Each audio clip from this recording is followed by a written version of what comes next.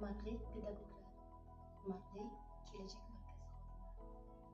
Men Shodmonova Anirxon, Baxmal tumani kelajak markazida ishlayman. Kitobga qiziqishim tufayli rejada berilgan Pirimqul Qodirovning Yulduzli tunlar tarixiy asarini qisqacha mazmunini gapirib bermoqchiman. Men yoritmoqchi bo'lgan Yulduzli tunlar romani bu tarixiy roman. Yulduzli tunlar bu shunchaki tarixiy roman emas, balki buyuk shaxsning qalbi, orzulari va iztiroblarini ochib ochadi. Pirimqul Qodirov ushbu asarida Zahiriddin Muhammad Boburning shoh yoki sarkarda sifatida emas, balki chuqur his-tuyg'ularga ega nozik qalbli inson sifatida.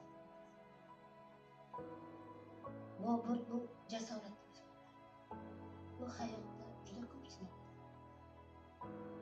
Taxt uchun kurashlar, yaqinlardan judolik, vatandan ayrilish kabi og'ir sinov. Bu og'ir sinovlar Boburni sindirmadi. Aksincha, uni yanada kuchli va irodali shaxsga aylantirdi. Muallif Boburning ichki dunyosiga chuqur kirib boradi.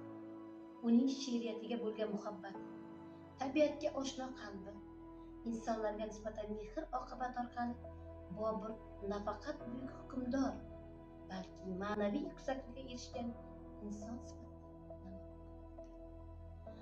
Asardagi yulduzli tunlar timsoli esa bejiz emas. Bu tunlar Boburning o'y-xayollari, orzu-armonlari bilan to'lgan daqiqalardir. Ushbu sokin tunlarda o'z taqdiri, kelajagi va xalqning qismati haqida juda ko'p o'ylaydi.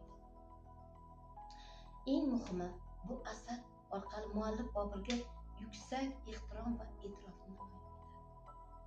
Yana bir narsani aytib o'tishim kerakki, nima uchun tarixda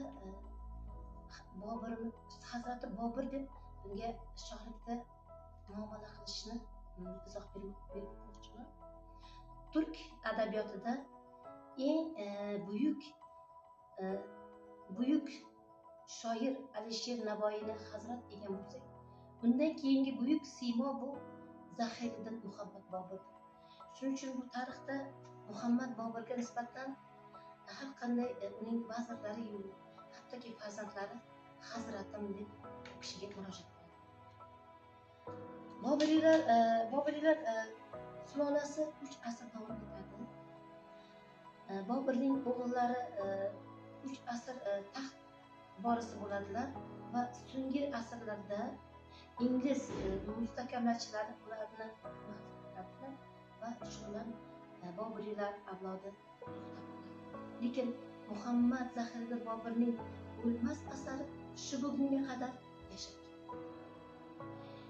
Eng muhimi, bu asar orqali muallif Boburga bo'lgan yuksak hurmat va e'tirof. U Boburni nafaqat tarixiy shaxs sifatida, balki har bir insonga ibrat bo'ladigan buyuk inson sifatida ko'rsatadi. Xulosa qilib aytganda, Yulduzli tunlar bu Bobur shaxsiga bag'ishlangan chuqur ehtirom, muhabbat va e'tirof asari. U bizga shunday saboq beradiki, haqiqiy buyuklik bu faqatgina g'alabalarda emas, balki qalb pokligi, sabr va insonparvarlikda namoyon bo'ladi. Boburning bizga tashlab ketgan Boburnoma asari shu bunga qadar Boburning ikkinchi hayoti deb atasam mubolag'a bo'lmas. Chunki bu asar bizga juda chuqur hayotning tajribalari, g'oyalari va ulkan qilishimiz kerak bo'lgan ulkan g'oyalarni o'z asarida yozib qoldirgan. Men shundan kelib chiqib, hurmatli siz aziz yoshlarga, kelajak avlodga va barcha kelajak markazi xodimlariga mana shu kitobni o'qib chiqishingizni tavsiya qilaman va hammangizga omad tilayman.